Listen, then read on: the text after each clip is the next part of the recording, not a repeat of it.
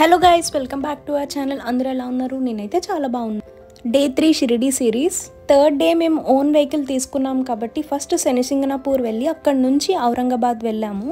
In case మీరు travels చూస్ చేసుకుని ఉంటే ఫస్ట్ డే షిరిడి దర్శనం అయిపోయిన తర్వాత ఆ రోజే మీరు శనిసింగనాపూర్ చూసి వచ్చేయచ్చు. So 1 day Nashik, 1 day Aurangabad సరిపోతుంది అప్పుడు. సో ఈ శనిసింగనాపూర్లో శనీశ్వరుడిది స్వయంభూ అనమాట ఈ టెంపుల్. 400 ఇయర్ ట్రెడిషన్లో ఉన్నప్పుడు ఉమెన్స్ని అలౌ చేసేవారు కాదు ఈ టెంపుల్స్కి. తర్వాత 30 మార్చ్ 2016లో బాంబే హైకోర్ట్ ఉమెన్స్ కూడా అలౌ చేయొచ్చు అని చెప్పి జడ్జ్మెంట్ ఇచ్చారు. సో అప్పటి నుంచి 8 ఏప్రిల్ 2016 నుంచి ఉమెన్స్ని కూడా అలౌ చేయడం స్టార్ట్ చేశారు ఈ శనీశ్వరుడు టెంపుల్. ఇంకా విగ్రహం అనేది 5.5 feet ఉంటుంది, ఫుల్ గా కంప్లీట్ బ్లాక్ స్టోన్. ఈ టెంపుల్ హిస్టరీ అయితే చాలా బాగుంటుందండి. ఒకసారి ఆ గొర్రెల కాపరి అలా వెళ్తున్నప్పుడు నల్లగా ఒక 5.5 అడుగులు ఉన్న రాయి కనిపించినప్పుడు సూదిగా ఉన్న ఒక రాడ్ తో కొట్టడానికి ట్రై చేస్తాడు. ట్రై చేసినప్పుడు అందులోంచి రక్తం కారుతూ వస్తుందన్నమాట.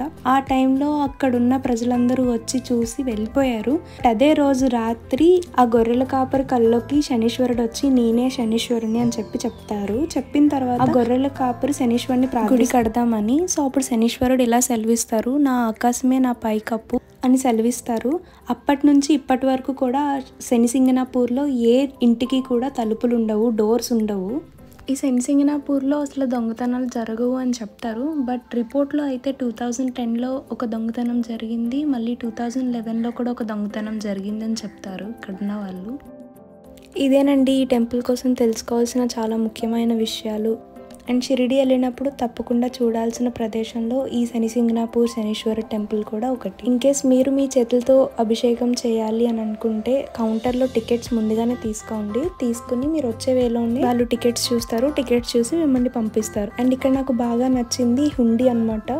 ఈ హుండీ చాలా పెద్దది. మనం ఏమైనా కానుకలు వేయాలంటే ఈ హుండీలో వేసేయచ్చు. మేము వెళ్ళినప్పుడైతే చాలా ఖాళీగా ఉందండి. అండ్ ఈ శనీశ్వరుడి విగ్రహమే కాకుండా ఇక్కడ నవగ్రహాలు కూడా ఉంటాయి. సో అవి నవగ్రహాలు కూడా చాలా బాగా పెట్టారు, ఒకదాని తర్వాత ఒకటి. Shani, Saturn, Ketu, Brihaspati, Jupiter, Budha, Mercury, Shukra, Venus, Chandra, moon, Surya, sun, Mangala, Mars and Rahu. Shirdi, Nashik, Aurangabad complete travel details డిస్క్రిప్షన్లో ప్రొవైడ్ చేస్తాను. సో మాకు శనీశ్వరుడి దర్శనం కంప్లీట్ అయ్యాక మేము ఔరంగాబాద్ గ్రిష్ణేశ్వర్ జ్యోతిర్లింగానికి స్టార్ట్ అయిపోయాము. So Grishneshwar temple complete detail video next Saturday next వ్లాగ్లో అప్లోడ్ చేస్తాను. సో అది కూడా మిస్ అవ్వకుండా లాస్ట్ వరకు చూసేయండి. మీకు తెలియని విషయాలు అండ్ మీకు యూజ్ అయ్యే ఇన్ఫర్మేషన్ నేను చెప్పానని అనుకుంటున్నాను. సో మీకు ఈ వీడియో నచ్చితే తప్పకుండా లైక్ చేయండి, షేర్ చేయండి అండ్ సబ్స్క్రైబ్ చేసుకోవడం అస్సలు మర్చిపోద్దు. See you in the next video.